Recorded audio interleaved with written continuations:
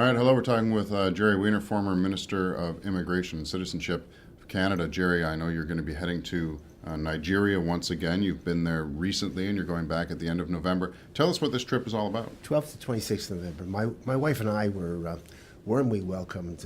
We had a wonderful visit in June and July of this year and met many new friends, and we're both anxious to return to renew the acquaintances that we made, and many have now invited us to meet their family and their friends and their business associates, and that is a very, very exciting moment for both of us. When you went there, that was your first trip to Nigeria? I'd been to Africa on a number of occasions. It was my first entry into Africa. I felt strongly through conversation I'd had earlier in the year and throughout the year that there was a dawning of a new day, that Africa's time has come, and if we're going to see a major economic development in Africa, it was going to take place in Nigeria. There's a very intelligent population, a very highly qualified population. Canada gives more visas to students in Nigeria than all other African countries put together. That's to come and study at our secondary schools, basically, and at our higher education, our universities. So I felt that the timing was here, and it was the new day I was hoping for, and with a great deal of excitement, I started to read. I started to learn more about the country. I had some excellent meetings with the Nigerian High Commissioner to Canada and his staff, and I'm overjoyed and overwhelmed by the warm welcome I've received by the people of Nigeria. What was the biggest surprise for you? You went in maybe with some preconceived notions before you got there, but after you'd been on the ground a few days, what was surprising you the most? Well, I had been put into some kind of a fearful position. They were all warning me that I might not return to see another birthday, and others, of course, were quick to say that if you had visited Johannesburg and Cairo and Tel Aviv, you should have no trouble at all in Lagos and Abuja.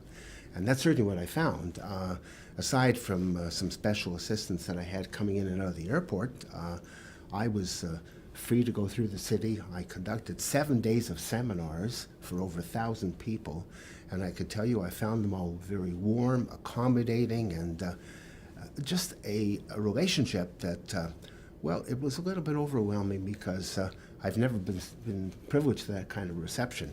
Being a politician, you sometimes get some hostility, but you go into a room full of attendees at a seminar, and gee, they're all so gentle and they're all so kind, and their questions are not out to get you. And as a matter of fact, on one day, Microsoft had a seminar in the adjacent room, and I drew Microsoft 5-1. I hope Bill Gates isn't watching this program.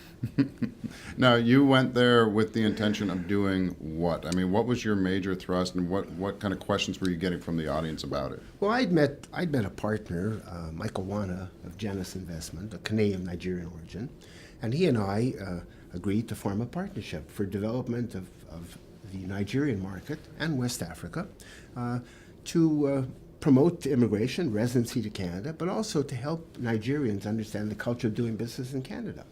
And it was basically an explanation of who we are and what we are, and how Canada has succeeded in this fiscal crisis that the world has faced, and how it might be a good place for them to come to. And already many of them knew of Canada, and in my manner of getting to know people, it was just a way to introduce them to a country that was particularly well placed, a good place to keep some of your wealth and some of your income, and who are excited by the contribution that people will continue to make. And I have had a chance in these very few months to get to know some families and some business people very personally, and they are advancing on some very interesting ideas. So I'm just thrilled by where we're going to go for the future, and I'm anxiously awaiting the second visit, which will take place between the 12th and 26th of November. How can people get in touch with you while you're over there? Well, there's two ways. A phone call. I don't have my Nigerian phone number by heart, but my direct line to Toronto is 416-342-5550. My mobile number at 514, it's 1-514-442-4826, or gweiner at pacelawfirm.com. And that will come directly to me, and I'll be very happy. This is, for me, an opportunity to begin a conversation with the people that I've come to meet. Everyone that I've touched, or if their family and friends would like to contact me, I'm going to be overjoyed to get back in first-hand contact with them and hopefully to be helpful for us to achieve what they want to do. Nice. All right. Well, have a good trip, and I'm sure we're going to be speaking again about some more issues. But have a good trip, and I know it'll be a great success. Well, thank you very, very much, Sean. It's been a pleasure being on your program. Thanks. We'll be talking to Gerry very soon. Check back often for some more information. Bye.